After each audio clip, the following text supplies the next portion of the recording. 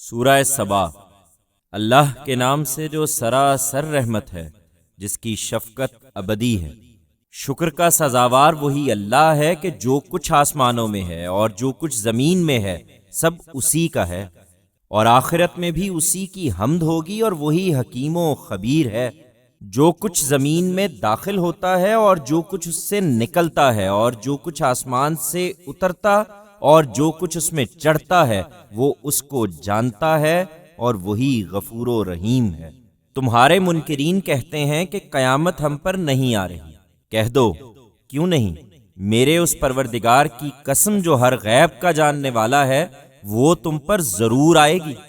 اس سے ذرہ برابر کوئی چیز نہ آسمانوں میں چھپی ہوئی ہے، نہ زمین میں، نہ ذرے سے چھوٹی نہ بڑی، بلکہ ایک کھلی کتاب میں لکھ دی گئی ہے، اس لیے کہ وہ ان لوگوں کو صلہ دے جو ایمان لائے اور انہوں نے اچھے عمل کیے ہیں۔ وہی ہیں جن کے لیے مغفرت اور عزت کی روزی ہے، اور جو ہماری آیتوں کو نیچا دکھانے کی کوشش میں سرگرم ہیں، وہی ہیں جن کے لیے بلا کا دردناک عذاب ہے۔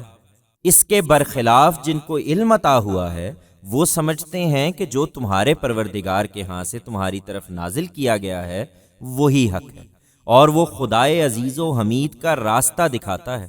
اس کے منکرین البتہ تمہارا مذاق اڑاتے اور کہتے ہیں کہ لوگو، کیا ہم تمہیں ایک ایسا آدمی بتائیں جو تمہیں خبر دیتا ہے کہ جب تم بالکل ریزہ ریزہ ہو جاؤ گے تو از سر نو پیدا کیے جاؤ گے؟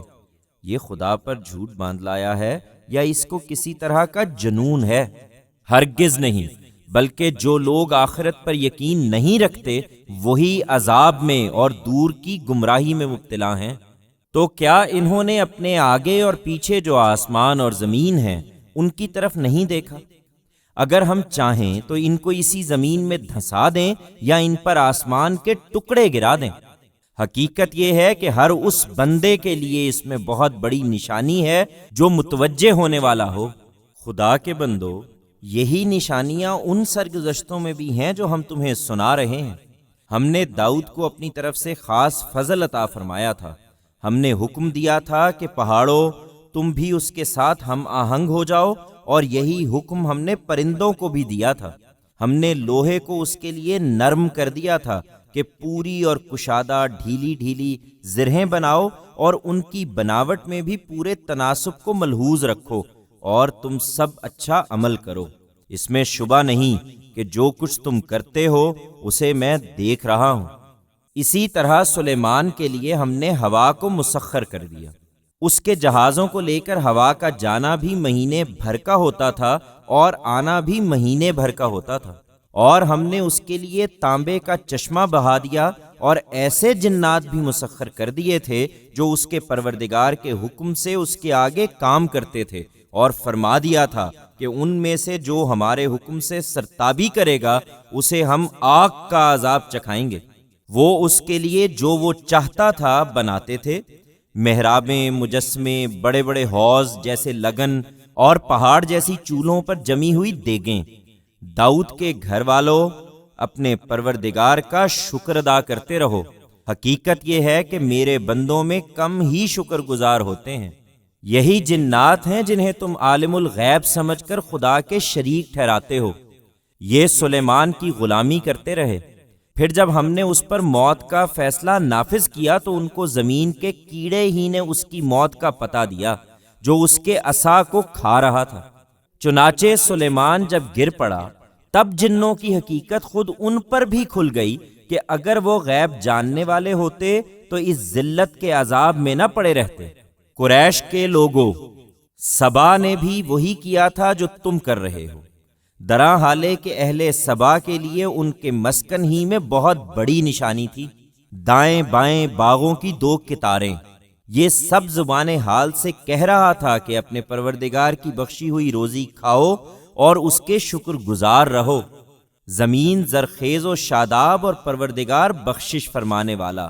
پھر بھی انہوں نے سرتابی کی تو بالآخر ہم نے ان پر بند کا سیلاب بھیج دیا، اور ان کے باغوں کو ان کے لیے 2 ایسے باغوں میں بدل دیا جن میں بدمزہ پھل اور جھاؤ کے درخت اور بیری کی کچھ تھوڑی سی جھاڑیاں تھیں۔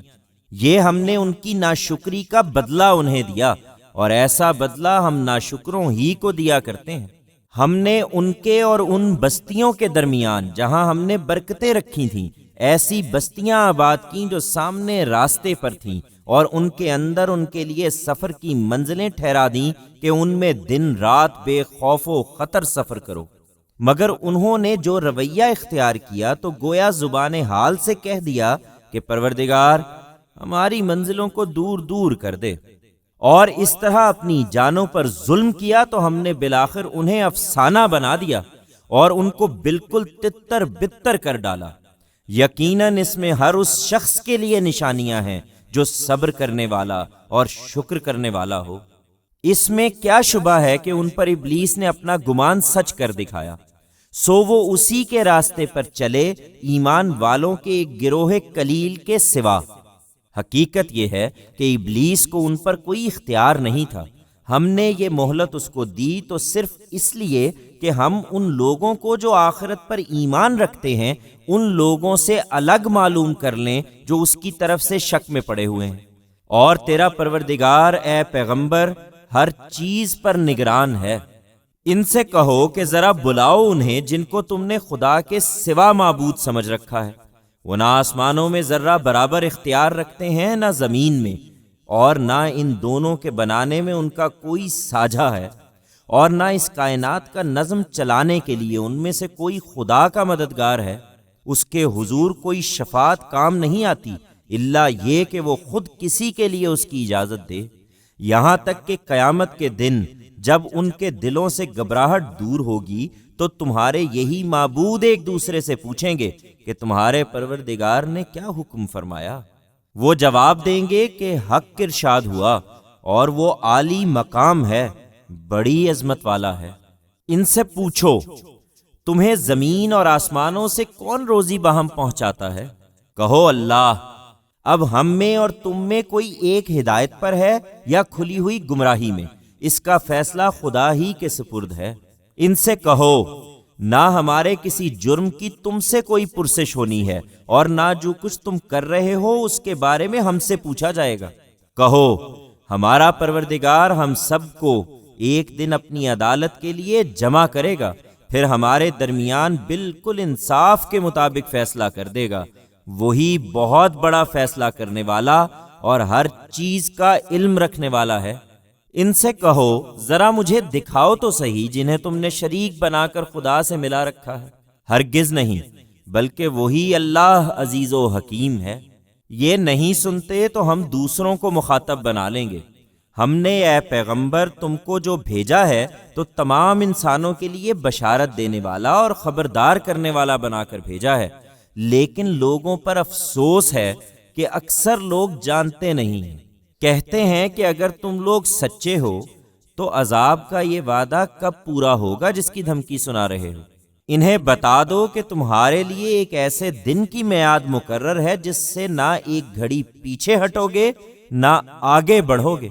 یہ منکرین کہتے ہیں کہ ہم اس قرآن کو کبھی نہ مانیں گے اور نہ اس کو جس کی یہ آگے خبر دے رہا ہے۔ اور اگر تم دیکھتے جب یہ ظالم اپنے پروردگار کے حضور کھڑے ہوں گے اس طرح کہ ان میں سے ایک دوسرے پر بات ڈال رہا ہوگا، پھر تم دیکھتے کہ یہ کس انجام کو پہنچے ہیں۔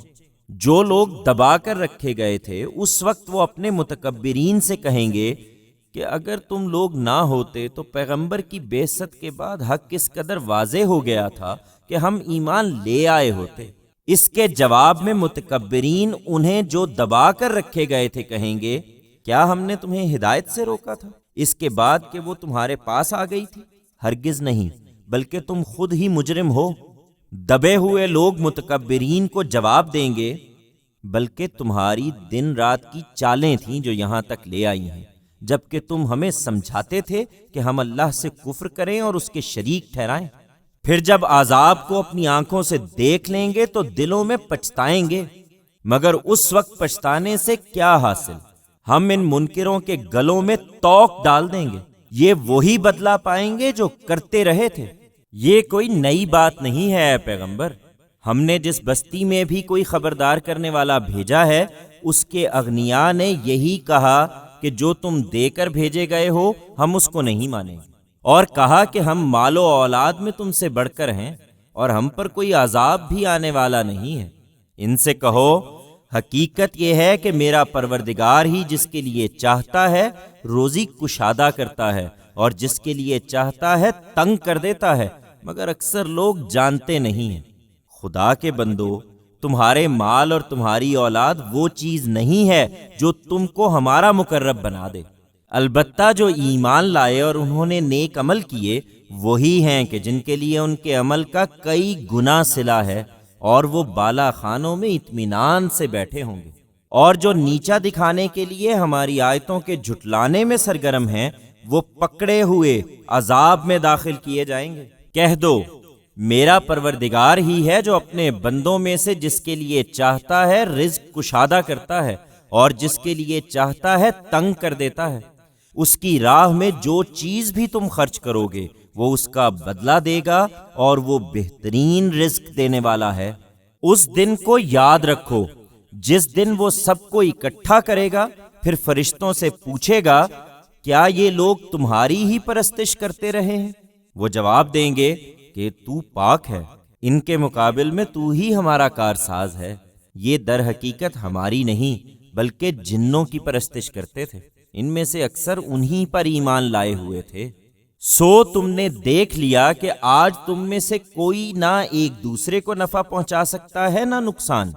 ہم ان ظالموں سے کہیں گے کہ اب اس آگ کے عذاب کا مزہ چکھو جس کو جھٹلاتے رہے ہو۔ ان پر افسوس، انہیں جب ہماری کھلی ہوئی آیتیں سنائی جاتی ہیں تو کہتے ہیں کہ یہ تو محض ایک شخص ہے جو چاہتا ہے کہ تم کو ان چیزوں سے روک دے جنہیں تمہارے باپ دادا پوجتے آئے ہیں، اور کہتے ہیں کہ یہ قرآن بس ایک جھوٹ ہے گھڑا ہوا۔ ہرگز نہیں، یہ قطعی حق ہے۔ اور ان منکروں نے اس حق کے بارے میں جب وہ ان کے پاس آ گیا تو کہا کہ یہ تو کھلا ہوا جادو ہے، ہم نے ان کو کتابیں نہیں دی تھیں جنہیں یہ پڑھتے ہوں، جس طرح بنی اسرائیل کو دیں، اور نہ تم سے پہلے ان کی طرف کوئی خبردار کرنے والا بھیجا تھا۔ ان پر افسوس، اس پر بھی یہ ناقدری کر رہے ہیں۔